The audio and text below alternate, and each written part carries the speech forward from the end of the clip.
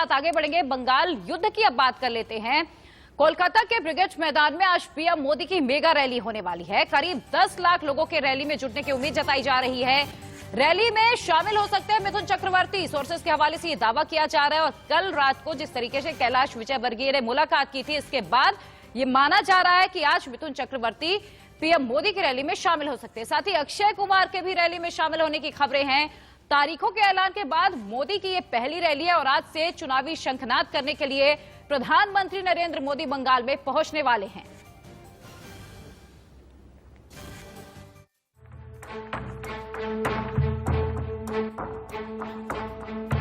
पश्चिम बंगाल के रणयुद्ध का आगाज हो चुका है। अब से कुछ ही घंटों बाद पीएम मोदी बंगाल की ऐतिहासिक धरती पर चुनावी शंखनाद करेंगे। पूर्व से लेकर पश्चिम और उत्तर से लेकर दक्षिण तक कोलकाता की हर गली, हर चौराहे, हर सड़क को पीएम के इस्तकबाल के लिए चमका दिया गया है। रौनक बता रही है कि पीएम का आना बंगाल की धरती पर किसी मेहमान के आने से कम नहीं है। विधानसभा चुनाव से पहले पीएम मोदी ममता के गढ़ में हुंकार भरेंगे। कोलकाता के सबसे बड़े मैदान में लोगों का हुजूम उनके दीदार के लिए पहुंचेगा। बीजेपी की पश्चिम बंगाल इकाई ने रैली के लिए पूरी तैयारी कर ली है। वहीं मोदी की रैली से पहले कोलकाता पुलिस और केंद्रीय सुरक्षा एजेंसियों की ओर से शहर में कड़े सुरक्षा के इंतजाम किए जा रहे हैं। पीएम की रैली में 10 लाख लोगों के आने का दावा है। रैली के मद्देनजर बड़े मंच के साथ 2 छोटे मंच भी तैयार किए गए हैं। बीजेपी नेताओं और मीडिया कर्मियों के लिए खास मंच है। एसपीजी के साथ कोलकाता पुलिस को सुरक्षा की जिम्मेदारी सौंपी गई है। सुरक्षा के लिहाज से 4 स्तरीय बैरिकेड्स लगाए गए हैं। ब्रिगेड ग्राउंड में करीब 1500 सीसीटीवी लगाए गए हैं। पीएम मोदी की रैली को लेकर पिछले 1 महीने से तैयारी की जा रही थी। बीजेपी के दिग्गजों ने दावा किया है कि पीएम मोदी की रैली अब तक की सबसे बड़ी रैली होगी, जिसमें करीब 10 लाख लोग शामिल होंगे। तो बहुत बंगाल के लिए भी गर्व की बात है, हमारे लिए भी गर्व की बात है कि जिस प्रकार जनता का प्रेम और स्नेह हमें दिखाई दे रहा है। ये मैदान जो देश के बड़े मैदानों में से एक है, ये छोटा पड़ेगा ऐसा लगता है हमको। कोई अनुमान नहीं है, आप लोग पत्रकार लोग गिनिएगा कल कितने लोग आते हैं, पर मुझे लगता है कि ये मैदान छोटा पड़ेगा। ममता के गढ़ में सेंध लगाने के लिए बीजेपी का हर नेता जुटा हुआ है।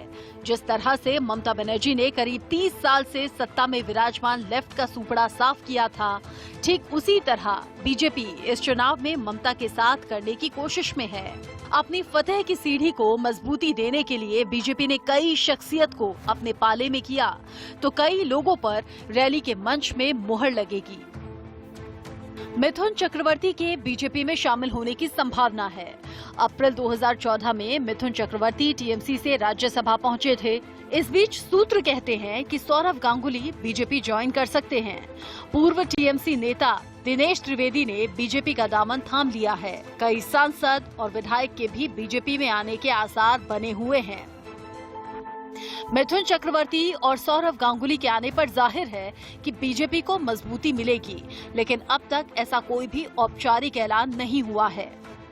मिथुन चक्रवर्ती दादा आए तो अच्छा ही होगा, बंगाल के लिए भी अच्छा होगा, हमारे पार्टी के लिए भी अच्छा होगा, और प्रधानमंत्री के मंच पर आते हैं तो बंगाल की जनता और खुशी होगी। बीजेपी करने वाले जो बंगाली हैं उनको ममता बनर्जी शायद बहिरागत समझती हैं, और उनके साथ जो लोग रहते हैं को सिर्फ वो बंगाल के लोगों को समझती हैं। तो ये ममता बनर्जी का जो दिमागी फितरत है वो खराब है।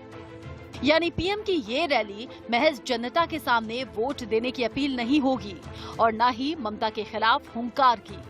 रैली बंगाल में बीजेपी का दम दिखाने वाली होगी।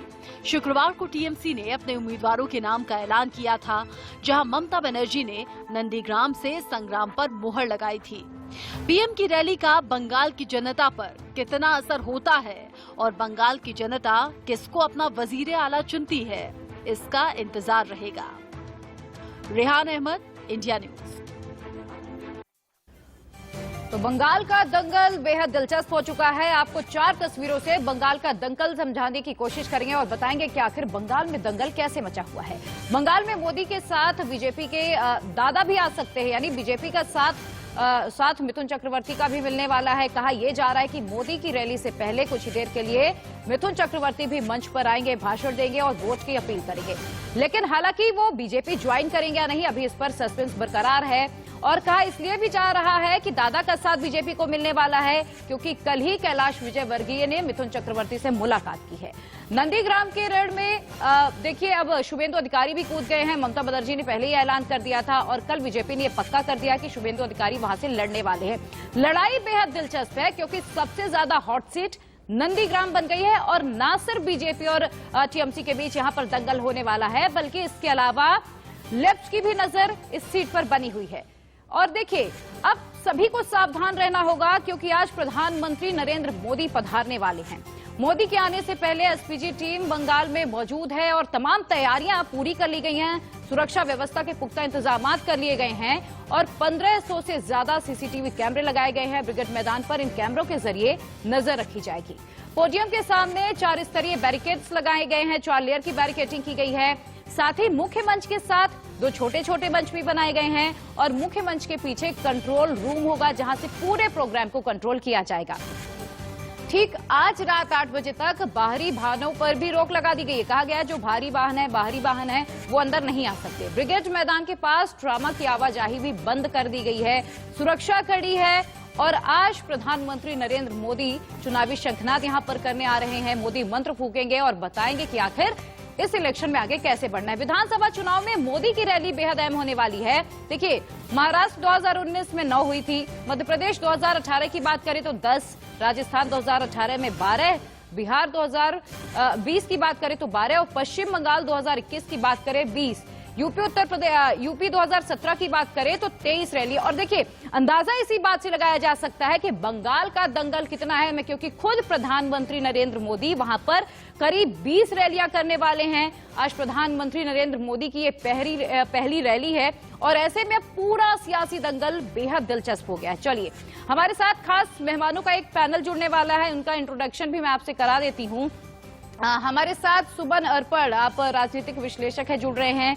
संजय चक्रवर्ती हैं, प्रवक्ता हैं आप टीएमसी के, आप जुड़ रहे हैं। मुदित अग्रवाल राजनीतिक विश्लेषक हैं और मित्र प्रकाश लेफ्ट के नेता हैं। आप चारों मेहमानों का सबसे पहले तो बहुत बहुत स्वागत है इंडिया न्यूज पर। तो चलिए सबसे पहले मैं सवाल लेना चाहूंगी सुमन अरपड़ जी से। देखिए सर, बंगाल का दंगल बेहद दिलचस्प हो गया है। प्रधानमंत्री नरेंद्र मोदी 20 से ज्यादा रैली करने वाले हैं और नंदीग्राम की सीट हॉट सीट बन चुकी है। ऐसे में आज का दिन सियासी लिहाज से कितना अहम आप देख रहे हैं? देखिए मैम, आज का दिन एक ऐतिहासिक दिन साबित होगा। बंगाल का जो दंगल है आज उसका शंखनाद है। जैसे किसी युद्ध से पहले शंखनाद होता है तो आज बंगाल के चुनाव का हम कहेंगे शंखनाद है। और आज जनता बता देगी कि बंगाल को क्या चाहिए। जो परिवर्तन की मांग जनता कर रही है वो आज हमें नजर आ जाएगा। और शुभेंदु अधिकारी जो नंदीग्राम जो हॉट सीट बनी हुई है इसका फैसला भी आज हमें नजर आ जाएगा। आज बंगाल की जनता बता देगी मुझे मेरे वजूद की हद तक न जानिए, मैं कौन हूँ मेरी शक्ति पहचानिए, मैं तूफान हूँ मैं सैलाब हूँ, मुझे बांधने की कोशिश न कर, मेरी उड़ान नापने की कोशिश न कर। आज बंगाल की जनता परिवर्तन मांग रही है। वो चाहती है कि बंगाल का हाल कश्मीर की तरह ना हो। परिवर्तन की मांग आज इतिहास दिखा देगा। बिल्कुल, लेकिन लगातार दावा ये किया जा रहा है टीएमसी की ओर से कि देखिए कुछ भी हो जाए ममता दीदी फिर से आ रही हैं। लेकिन अब क्या लगता है कि शुभेंदु अधिकारी के पाला बदलने से वहां की जनता उन पर भरोसा जता पाएगी एक बार फिर से?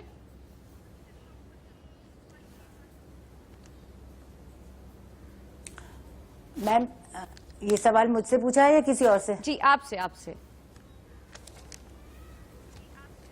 जी बिल्कुल, शुभेंदु अधिकारी ने सिर्फ अपना पाला बदला है लेकिन उनके काम के जो तौर तरीके हैं, जनता का जो उन पर विश्वास है वो आज भी वैसे की ही कायम है। अगर उन्होंने अपना पाला बदला है या उन्होंने बीजेपी की तरफ अपना रुख किया है, उसका कारण ममता की अराजकता है, ममता की बगावतपन है। और सबसे बड़ी बात, आज जो इतनी राजनीतिक हिंसा हो रही है, आज जो इतनी क्रूरता बंगाल में हो रही है, मेरे पास खुद कोलकाता से इतने सारे मैसेजेस आते हैं कि वहां पर जो महिलाओं के साथ दुराचार होता है, इतना सब कुछ। ममता खुद एक महिला है और कल हमारे यहाँ इंटरनेशनल वुमेन्स डे है। आप खुद देखिए, एक महिला होकर एक महिलाओं के साथ इतनी अराजकता, तो वो आज जनता देख रही है। तो शुभेंदु अधिकारी के जो काम है, काम कभी भी इंसान का किया हुआ काम व्यर्थ नहीं जाता, वो काम बोलेगा। ठीक है कि उन्होंने आज अपनी पार्टी बदली, जब उन्होंने देखा कि ममता की अराजकता की नीति बंगाल को कश्मीर बनाने पर आमादा है, इसलिए उन्होंने बीजेपी का साथ दिया। और शुभेंदु अधिकारी के कार्य बोलेंगे, पार्टी नहीं बोलेगी। अब मैं संजय चक्रवर्ती से इसका जवाब लेना चाहूंगी। सर, इस पर आप क्या जवाब देंगे और क्या लगता है कि शुभेंदु अधिकारी कड़ी टक्कर ममता बनर्जी को देने वाले हैं? ममता बनर्जी ने अपनी परंपरागत सीट को छोड़ा है, शुभेंदु अधिकारी का वो गढ़ माना जाता है, भले ही वो टीएमसी के साथ लंबे समय से रहे हों, लेकिन जब अंतर कलह बढ़ी, अब ममता दीदी को क्यों जरूरत पड़ी आखिर वहां से लड़ने की?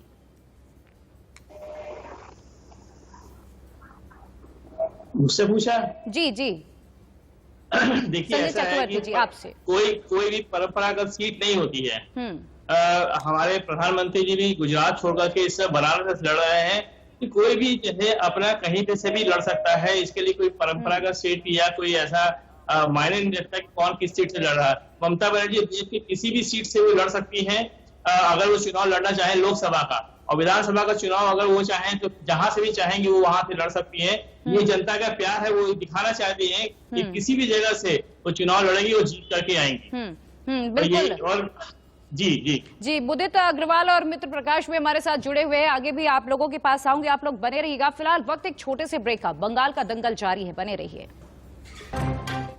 और देखिए, खास पेशकश, बंगाल का दंगल लगातार जारी है, लेकिन उससे पहले हम आपको एक बार फिर से ये याद दिला दें, योगी सरकार के 4 साल पूरे हो चुके हैं और 4 साल में कितना बदला उत्तर प्रदेश, कैसे सीएम योगी ने दी है विकास को रफ्तार। इसी पर इंडिया न्यूज आज कर रहा है मेगा शो, इंडिया न्यूज मंच, जिसमें यूपी के मुख्यमंत्री समेत तमाम दिग्गज नेता जुड़ने वाले हैं। सुबह 11:30 बजे से लगातार आपको दिखाएंगे लखनऊ से हमारी ये महा कवरेज। तो आज दिन भर आप जुड़े रहिएगा इंडिया न्यूज के साथ।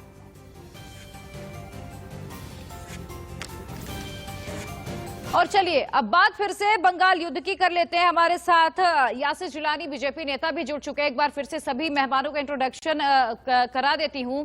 सुमन अरपड़ राजनीतिक विश्लेषक हैं, संजय चक्रवर्ती प्रवक्ता टीएमसी, मुदित अग्रवाल कांग्रेस से जुड़े हुए हैं, मित्र प्रकाश नेता हैं लेफ्ट के, और यासिर जिलानी बीजेपी नेता हमारे साथ जुड़ चुके हैं। आप सभी का एक बार फिर से बहुत बहुत स्वागत है इंडिया न्यूज पर।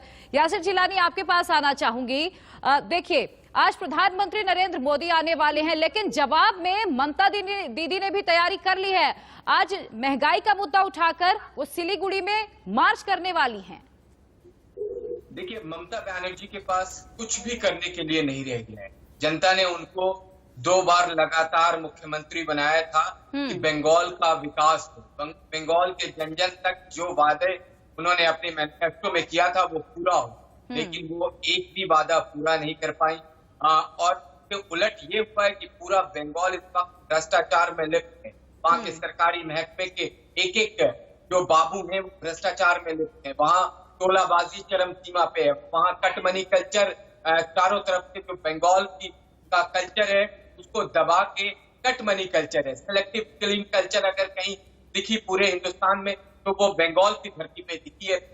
5-6 सालों के अंदर जिस तरीके से आरएसएस और भारतीय जनता पार्टी के कार्यकर्ताओं की सिलेक्टिव तरीके से एक सोच के साथ उनको मारा गया, ये भारत ने देखा है। और आज जो महारैला हो रहा है, जिसमें अब तक जो हम लोगों के पास खबर है सूत्रों से कि ऑलमोस्ट 10 लाख से ज्यादा लोग उस परेड ग्राउंड के आसपास पहुंच चुके हैं।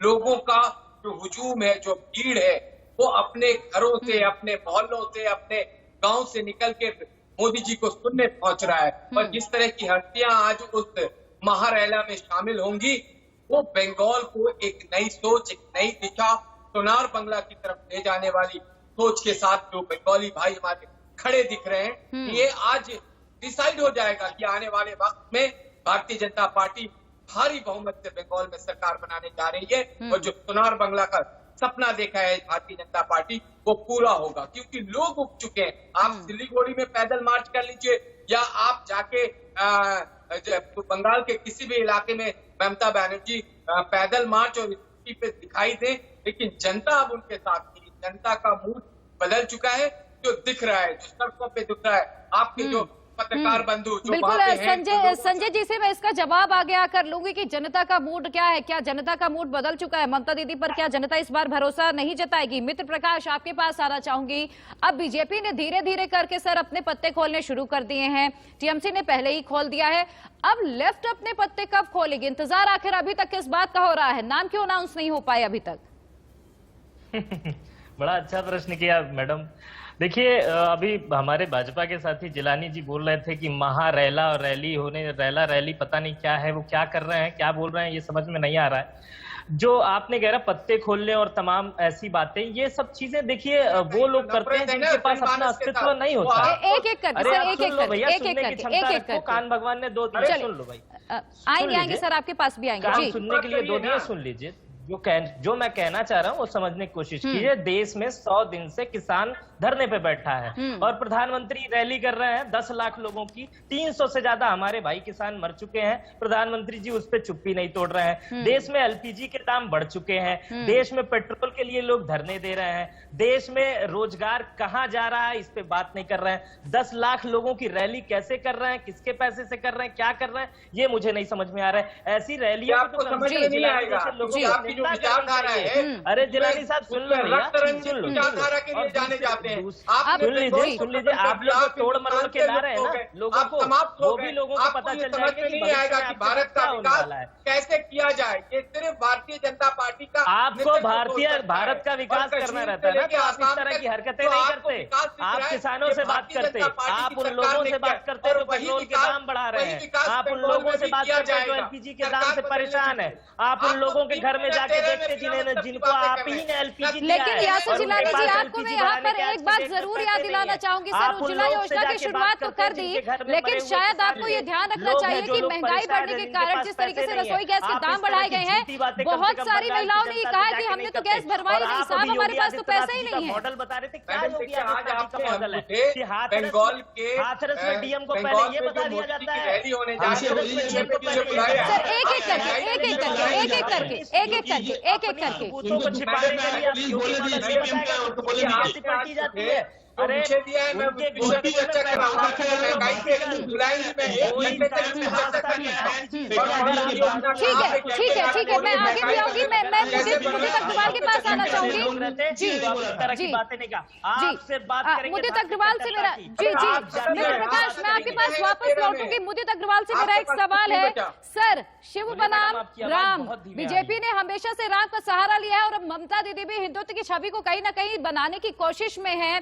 हमने देखा है मुस्लिम कैंडिडेट्स की संख्या भी घटा दी गई है इस बार, अगर हम पिछले चुनावों के मुकाबले में बात करें तो आखिर कांग्रेस के पास क्या है? मैडम मुझे आवाज मिल नहीं रही है। अभी आपको मेरी आवाज आ पा रही है मुदित?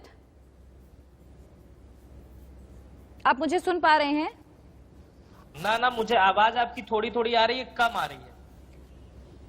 जी मुदित जी, मैं आपसे सवाल लेना चाहूंगी। मित्र प्रकाश, मैं आपके पास वापस आऊंगी। मुदित, आपको मेरी आवाज मिल पा रही है? आपको आवाज आ रही है सर? नहीं, बिल्कुल नहीं। चलिए हम लौटेंगे। संजय चक्रवर्ती से मैं यहाँ पर जवाब लेना चाहूंगी। हम वापस अपने दूसरे मेहमानों का रुख भी करेंगे, शायद कुछ टेक्निकल यहाँ पर प्रॉब्लम आ रही है। संजय, मुझे ये बताइए आप कि शिव बनाम राम, तो क्या शिव के सहारे ममता दीदी नैया पार लगा पाएंगी? इस बार मुस्लिम कैंडिडेट्स की संख्या क्यों घटा दी गई है सर?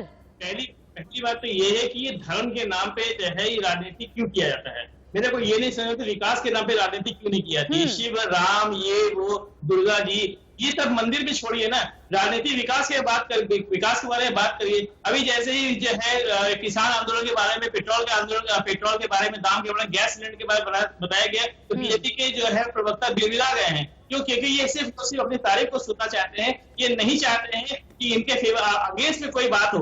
क्यों? क्योंकि इनके अगेंस्ट में बात होती है, इनके जो प्रवक्ता है या इनके नेता है, ये बिरला जाते हैं। क्यों? आज हम बात करें पेट्रोल के बारे में, आपको अच्छे से याद होगा 2014 में यही कहा था कि पेट्रोल के दाम जो है ये 35 रुपए तक के लीटर तक लेकर के आएंगे। यहाँ तक कहा गया था कि अटल बिहारी वाजपेयी जी ने जिस उससे छोड़ा गया है 1635 रुपए लीटर, हम उस पे लेकर के आएंगे या उससे नीचे। पहले प्रकाश जावड़ेकर जी ने ये बात कही थी कि हम 35 रुपए से भी नीचे लेकर के आएंगे। 100 रुपए लीटर क्यों गया? आज जनता के ऊपर मार क्यों है? आज बेरोजगारी क्यों हो रही है? आज दिल्ली में 2-2 दंगे एक साल के अंदर कैसे हो गए? ये यहाँ से आगे आज तक दिल्ली में 2 दंगे कभी नहीं हुए, एक साल के अंदर 2 दंगे हो गए। तो सर ऐसे में बंगाल की धरती पर क्या हो रहा है? बंगाल की धरती पर भी तो रक्त चरित्र जारी है ना लगातार, वो कंट्रोल क्यों नहीं कर पा रही है ममता दीदी? सरकार तो आपकी है ना सर, आप तो उसे रोक सकते हैं। बिल्कुल, देखिए बंगाल को अगर छोटी घटना भी होती है, रक्त चरित्र होता रहेगा, इनका काम है रक्त चरित्र को फैलाना। मैडम हमेशा जो है बंगाल इस तरह की पार्टियां अगर जाके जब धर्म की बात करेंगे लोगों को कहते हैं कि ये खुद कहते हैं कि ये पाकिस्तान है, मटिया बुर्ज को ये पाकिस्तान का दर्जा देते हैं, तो कैसे वहाँ की जो धरती है वो रक्त रंजित कैसे नहीं होगी?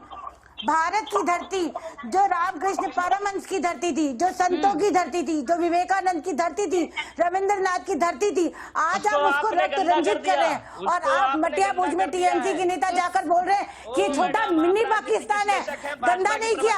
और दूसरी बात प्रिया जी, जैसे अभी आपने बोला शिव वर्सेस राम, मैं भाजपा की भाषा बात नहीं कर रही, मैं सत्य। चलिए ठीक है मुदित अग्रवाल के पास मैं आना चाहूंगी, मैं आप सबके पास वापस आऊंगी। मुदित, अभी आपको मेरी आवाज मिल पा रही है?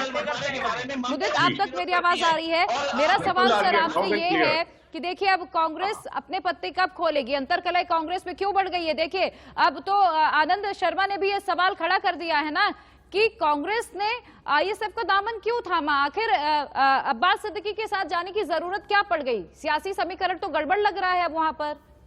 देखिए बिल्कुल नहीं लग रहा। देखिए बंगाल के इंचार्ज आनंद शर्मा जी हैं नहीं, बंगाल के इंचार्ज हमारे जितिन प्रसाद जी हैं, वहाँ के जो एलओपी मनान साहब हैं, जो हमारे पीसीसी प्रेसिडेंट है अजीर रंजन चौधरी जी, उनमें कोई विरोधाभास है ही नहीं। बंगाल की स्ट्रैटेजी को लेके सब एक साथ है। आपको शायद पता होगा कल हमारी पहली लिस्ट 12 या 13 नामों की डिक्लेयर भी हो गई, जो फेज 1 और 2 के नाम हैं। तो कोई दिक्कत ही नहीं है वहाँ पे, जहाँ का कांग्रेस और लेफ्ट की बात है। देखिए अलायंस हमारा अच्छा चल रहा है, अब दिक्कत वहाँ कुछ और है जो समझने की जरूरत है। सर तो क्या आईएसएफ के साथ हाथ मिला के क्या लग रहा है, नैया पार हो जाएगी वहाँ पर? देखिए मुझे बोलने दीजिए, जी मैं अपनी बात कर रहा हूँ, आप बहुत दिन से हम वेट कर रहे हैं। ममता जी आज बीजेपी को बड़ी गालियां दे रही है, लेकिन ममता जी ये भूल जाती है जब वाजपेयी जी थे तभी आरएसएस तो तब भी वही थी, संघ भी तब भी वही था, संघ की गोद में जाके बैठ गई थी, और वाजपेयी सरकार में उन्होंने मंत्री पद भी ले लिया था। अब करें बीजेपी की बात। देखिए बीजेपी को एक वहां एनवायरमेंट बनाना है, ये दिखाना है मीडिया के साथ मिलके, और मीडिया उनके साथ कंप्लिसिट है इसके अंदर, कि वहां पे भैया बड़ा लड़ाई झगड़े का मामला है, और इसलिए हमें ममता सरकार को हटाना है। मैं तो कहता हूं ममता सरकार को भी हटाना है वहां, और बीजेपी को भी नहीं आने देना वहां पे। कांग्रेस और लेफ्ट की सरकार बननी चाहिए। और लोग मुझे लगता है आपका फोकस किस पे है? आपका फोकस किस पे है? ममता दीदी को हराना है या बीजेपी को कंट्रोल करना है? हराना है, बीजेपी को रोकने की कोशिश है। हमें लेफ्ट और कांग्रेस की सरकार बनानी है, क्योंकि जो जनता बंगाल की है, ये जो लड़ाई इन दोनों के बीच में हो रही है उससे त्रस्त हो गए हैं। लेकिन अब बीजेपी को बंगाल की जनता से मतलब है ना, ममता जी को मतलब है। बीजेपी सोनार बंगला की बात कर रहा है। मुझे एक प्रदेश का नाम दे दीजिए जहां पे बीजेपी की सरकार है और वहां पे सोनार बन गया हो। कोई भी नहीं है। आप कोई भी राज्य ले लीजिए, मुझे एक का नाम तो बताइए जहां बीजेपी ने विकास किया हो। देखिए ये पार्टी विकास के नाम पे तो कभी आई नहीं ना। ये तो कम्युनल मुद्दे पे कम्युनल चिंगारी लगा के जो सरकार बनाते हैं, उनको क्या विकास कभी कर सकते हैं? मोदी जी ने आज तक गुजरात का विकास किया है, कोई समझाए तो सही। आप जरा गुजरात जाके देखिए ना, गुजरात मॉडल है क्या? वो विकास मॉडल नहीं है, वो आग लगाने का मॉडल है। और मोदी जी वही यहाँ हिंदुस्तान में कर रहे हैं। देखिए एक काम मोदी जी ने बहुत अच्छा किया। उन्होंने वायदा किया था कि जीडीपी बढ़ाएंगे हिंदुस्तान की, और उन्होंने माशाल्लाह जीडीपी क्या बढ़ाई है हिंदुस्तान की। गैस के प्राइस बढ़ाए, डीजल के बढ़ाए, पेट्रोल के बढ़ाए, जीडीपी बढ़ाई, पेट्रोल के दाम बढ़ा के हिंदुस्तानी के लोगों को खुश किया मोदी जी ने। एक वायदा उन्होंने ये जरूर पूरा किया। मुझे लगता है आज वो जाके ठीक है, मैं यासिर जिलानी साहब आपसे इस पर जवाब लेना चाहूंगी। सर जनता देखिए, मानिए आप महंगाई से त्रस्त है, उज्ज्वला योजना शुरू कर देने से कुछ नहीं हो जाता अगर लोग गैस भरा नहीं पाएंगे महंगाई के चलते। लोग कह रहे हैं कि अब लग रहा है कि भैया अपनी गाड़ी हमें घर में खड़ी करनी पड़ेगी क्योंकि हमारे पास पैसे ही नहीं है जैसे दाम बढ़े हैं। ये कंट्रोल कब होगा? देखिए मैडम, मैंने पहले भी कहा आपसे कि अगर आपने महंगाई का विषय लिया होता बात करने के लिए, तो मैं 1 घंटे उस पर चर्चा कर, लेकिन आज आपने बंगाल का विषय दिया है और ये जो कांग्रेस के, मैं इनसे पूछना चाहता हूँ, बड़ी बड़ी बातें कर रहे हैं, पौंडीचेरी संभाल नहीं पाए, इनके नेता गए राहुल गांधी, दूसरे दिन सरकार गिर गई। और उसपे ये देखिए इनकी हंसी, देखिए इनकी हंसी जो है कांग्रेस को खत्म कर रही है, इनकी हंसी भारत को तोड़ने की बात करते हैं, अमेठी के लोगों की उपेक्षा करके केरला के लोगों को बढ़ावा देते हैं। ये तो इनकी कांग्रेस की सोच है। कांग्रेस की सोच इतनी खतरनाक रही है हमेशा से, तुष्टीकरण का पैमाना इतना जबरदस्त है कि एक समाज को उन्होंने अपना वोट बैंक इस तरीके से मान लिया था। आज वो समाज भी अभी गुजरात और देखिए दूसरे, ठीक है, समझ गए सर। खैर, ये तो आने वाला वक्त ही बताएगा कि बंगाल की जनता भरोसा किस पर जताने वाली है। क्या शिव बनाम राम की लड़ाई दोनों की नैया पार लगा देगी? क्या कांग्रेस अपना वर्चस्व वहां पर दिखा पाएगी? ये तमाम वो सवाल है जिसका आंसर मुझे लगता है बहुत जल्द मिलने वाला। फिलहाल आप सभी मेहमानों का बहुत बहुत शुक्रिया हमारे साथ इस तमाम पूरी चर्चा में जुड़ने के लिए। तो देखिए, मिशन बंगाल में बीजेपी का मेगा प्लान है। प्रधानमंत्री नरेंद्र मोदी ने खुद मोर्चा संभाला है, 20 रैली करने वाले हैं और शुरुआत आज से हो चुकी है। बहरहाल वक्त एक छोटे से ब्रेक का, फौरन हाजिर होंगे, बने रहिए।